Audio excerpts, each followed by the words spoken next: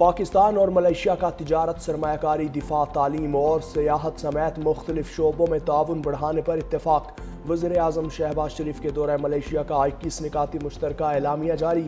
اعلامیہ کے مطابق ملائیشیا نے پاکستان کو پام آئل کی برآمد میں اضافے کی خواہش ظاہر کی۔ دونوں ممالک کا حلال مصنوعات اور قابل تجدید توانائی میں اشتراک کا فیصلہ۔ پاکستانی اور ملائیشین وزیر اعظم کی غزہ میں جاری نسل کشی کی مذمت۔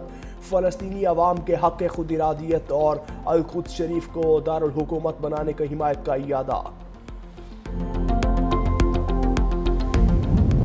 اسرائیلی فورسز نے سابق سینیٹر مشتاق احمد کو رہا کر دیا۔ نائب وزیر اعظم اسحاق ڈار نے بھی رہائی کی تصدیق کر دی۔ ایکس پر پوسٹ میں لکھا، سینیٹر مشتاق احمد کی صحت بہتر اور حوصلے بلند ہیں۔ وہ اس وقت اردن میں پاکستانی سفارت خانے میں موجود ہیں۔ دوسری جانب سابق سینیٹر مشتاق احمد نے ویڈیو پیغام میں بتایا، 150 ساتھیوں کے ساتھ اردن پہنچ چکا ہوں۔ اسرائیل نے ہم پر بدترین تشدد کیا۔ بدنام زمانہ جیل میں صاف پانی کی فراہمی تک نہیں۔ ہم غزہ کی ناکہ بندی کو توڑیں گے۔ مزاحمت جاری رہے گی۔ پاکستان آ کر تفصیلات بتاؤں گا۔ غزہ کی آزادی تک ہماری جدوجہد جاری رہے گی۔ صدر آصف علی زرداری پیپلز پارٹی اور نون لیگ میں کشیدگی میں کمی لانے کے لیے متحرک۔ وفاقی وزیر داخلہ محسن نقوی کی بلاول ہاؤس آمد۔ صدر زرداری سے 1 on 1 ملاقات۔ موجودہ سیاسی صورتحال پر تبادلہ خیال۔ سندھ اور پنجاب میں تناؤ پر بھی گفتگو۔ صدر مملکت کی وزیر داخلہ کو موجود صورتحال میں کردار ادا کرنے کی ہدایت۔ وزیر اعلیٰ پنجاب کے بیانات کے معاملے پر محسن نقوی کل وزیر اعظم سے ملاقات کریں گے۔ صدر مملکت کا پیپلز پارٹی رہنماؤں کو بھی محتاط گفتگو کرنے کی ہدایت۔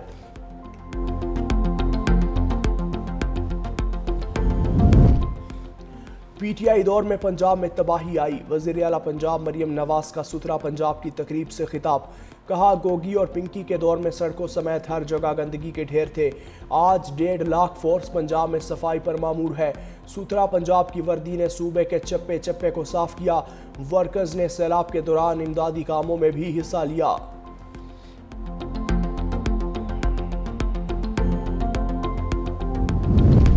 وزیر اعلیٰ پنجاب معافی کیوں مانگے؟ سندھ حکومت کی طرف سے بہت معافیاں ادھار ہیں۔ سندھ والے ہر بات پر سندھ کارڈ کھیلتے ہیں۔ پیپلز پارٹی نے وفاق کو کمزور کرنے کے لیے پنجاب کو نشانہ بنایا۔ مجھے سمجھ نہیں آ رہا کہ پیپلز پارٹی چاہتی کیا ہے۔ وزیر اطلاعات پنجاب عظمہ بخاری نے کہا، سندھ کو پنجاب کے معاملات میں کیوں گھسنا ہے؟ سیلاب کے معاملے پر پیپلز پارٹی نے کہاں مدد کی؟ BISP کی بنیاد پر پنجاب حکومت پر یلغار کی گئی۔ بلاول بھٹو نے اچھے انداز میں پوری دنیا میں پاکستان کا مقدمہ لڑا۔ PTI اپنا گھر درست کرے، ہمیں مشورہ دینے کی ضرورت نہیں۔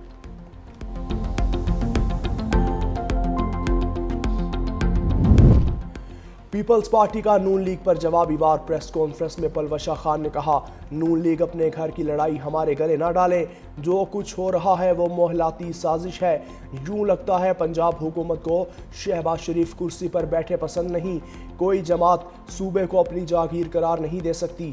سینیٹر وقار مہدی بولے، بھتیجی چچا کے خلاف سفارش کر رہی ہے۔ پنجاب حکومت نے سیلاب پر کوئی حفاظتی اقدامات نہیں کیے۔ پنجاب حکومت سیلاب متاثرین کی مدد کرنے میں ناکام رہی، جس پر پنجاب حکومت بوکھلاہٹ کا شکار ہے۔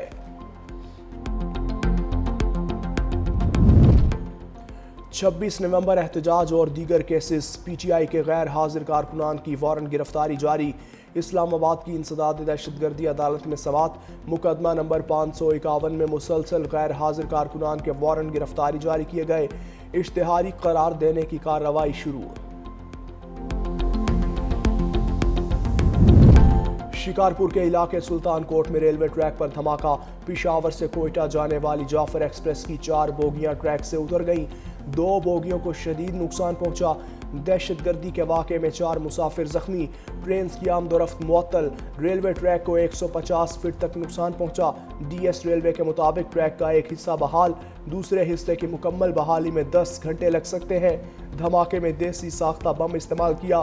وزیر داخلہ سندھ ضیاء الحسن لنجار نے SSP شکارپور سے رپورٹ طلب کر لی۔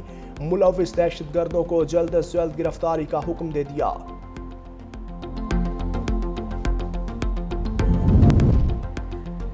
2 برس میں خواتین پر جنسی تشدد میں 90% اضافہ ہوا۔ خواتین اور بچوں کی موت میں 4 گنا اضافہ ہوا ہے۔ کشمیر اور فلسطین میں خواتین کو بین الاقوامی قانون کے تحت تحفظ فراہم کیا جائے، جنسی تشدد کو بطور ہتھیار استعمال کرنے والوں کا احتساب یقینی بنایا جائے، اقوام متحدہ سلامتی کونسل میں خواتین، امن اور سلامتی کے موضوع پر کھلا مباحثہ۔ پاکستان کی مستقل مشن کی کونسلر سائمہ سلیم نے خطاب کرتے ہوئے کہا کہ فلسطینی خواتین کی حالت زار ہمارے دور کا سب سے المناک ثانیہ ہے۔ امن کا راستہ خواتین اور مردوں دونوں کے باہمی کردار سے تعمیر ہونا چاہیے۔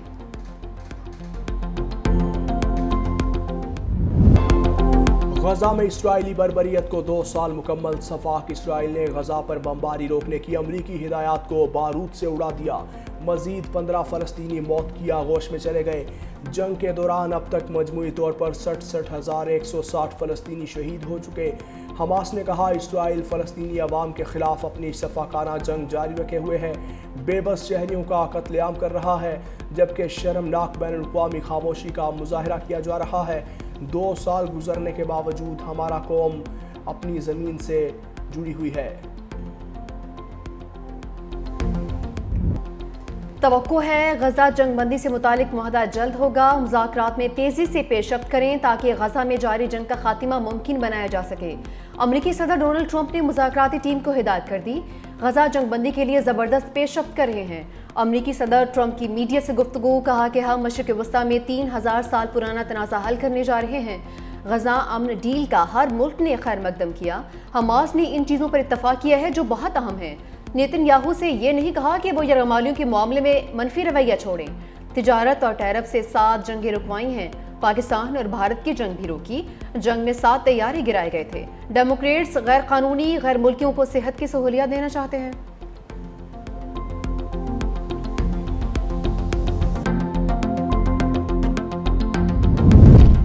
روسی صدر پیوٹن اور نیتن یاہو کے درمیان ٹیلی فونک رابطہ، مشرق وسطیٰ کی صورتحال اور صدر ٹرمپ کے امن منصوبے پر گفتگو، ایرانی جوہری پروگرام کا بات چیت سے حل نکالنے پر دلچسپی کا اظہار، پیوٹن اور نیتن یاہو کے درمیان شام میں مزید استحکام پر بھی گفتگو۔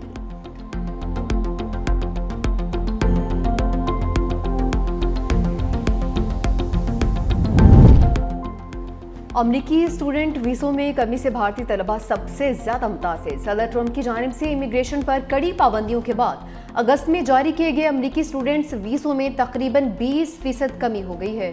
ویزوں میں کمی کا سب سے زیادہ شکار بھارتی طلبہ ہوئے، جنہوں نے گزشتہ سال کے مقابلے میں 44.5% کم ویزے جاری ہوئے ہیں۔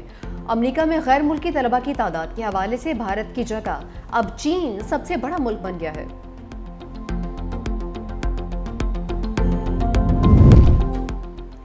ٹرمپ کو نوبیل امن انعام ملے گا یا نہیں، وقت قریب آ گیا۔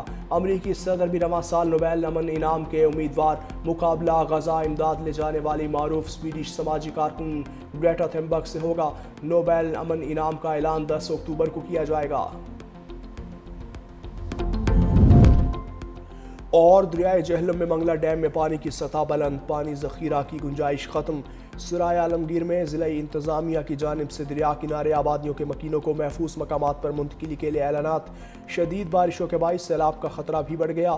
ضلعی انتظامیہ کی جانب سے کھدریالہ میں فلڈ ریلیف کیمپ لگا دیے گئے۔